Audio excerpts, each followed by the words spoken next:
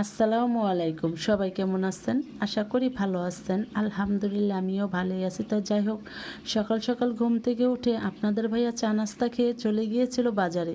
বাজার থেকে কিছু তরকারি এনে দিয়ে সে চলে গিয়েছে অফিসে। তো কী কী তরকারি নিয়ে আসছে তাই আপনাদের সাথে শেয়ার করে নিব। আজকে আনাইছি বাজার থেকে মূলা, আলু আর সিম। আজকে মূলা, আলু, সিম দিয়ে পাতুরি রান্না করব, সাথে রান্না করব মুরগির গোশত আর ডাল। বেশি কিছু রান্না করব না, শীতের মধ্যে খাওয়া হয় না, সব তরকারি থেকে যায়। তাই যাই হোক, মুন্সিগঞ্জ জেলায় অনেক শীত পড়েছে। কোন কোন জেলায় আমাদের মুন্সিগঞ্জ জেলার মতো শীত পড়েছে অবশ্যই কমেন্টে জানিয়ে যাবেন। আচ্ছা, 4-5 দিন যাবৎ মুন্সিগঞ্জে প্রচুর পরিমাণ শীত। এই কারণে আমি ঘরের দরজা জানলা কিছুই খুলি না, আর আমার ছেলেদেরও আমি বাইরে বের হইতে দিই না। আপনারাও আপনাদের ছেলে মেয়েদের বাইরে বের হইতে দিবেন না, কারণ বাচ্চা পোলাপানরাই শীতে আক্রমণ করতেছে, তার সাথে বয়স্ক মানুষদের। তো বয়স্ক মানুষদেরও যত্নে রাখবেন, নিরাপদে রাখবেন, খাতা কম্বলে আটকে রাখবেন, কারণ প্রয়োজন না হলে বাইরে বের হইতে দিবেন না, না হলে অসুস্থ হয়ে যেতে পারে।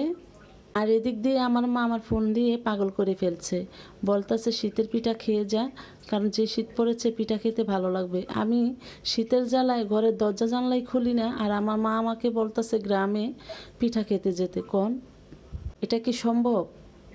আমি মাকে বলে দিয়েছি পিঠা খাবো না, তোমার পিঠা তুমিই খাও এই শীতের মধ্যে।